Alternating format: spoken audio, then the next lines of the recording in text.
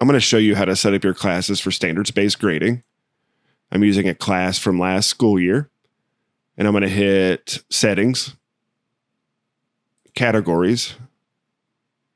You can already see that I have a bunch of categories in here for the various classes that I teach.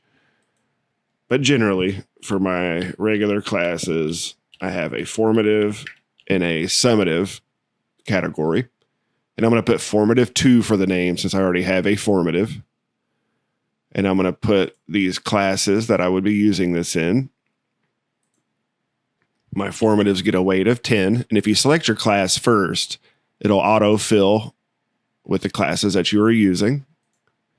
I'm going to use points.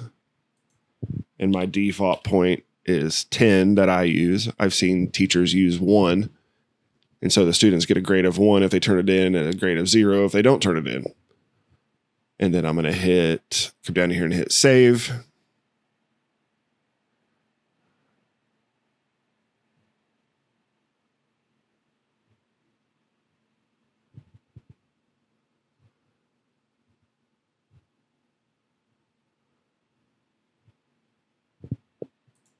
Okay, so now I have my categories. I'm just gonna go in here and look at my categories.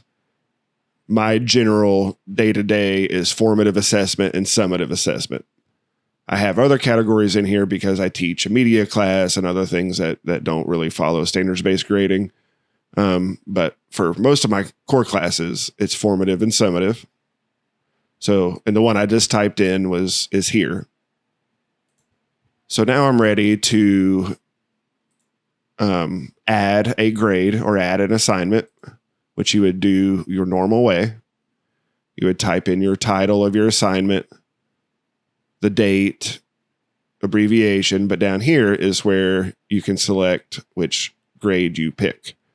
So I would do, for a formative assessment, I would select formative, and then the number of points automatically shows up that I set as my default. And then once I type all that in, I would hit save.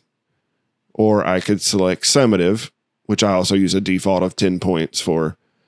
And default shows up, same thing, title, abbreviation, points, and then you would hit save. And I'm not going to save any of that. And so you can see all of these are all formative grades all the way to here. And then the summative grades start here.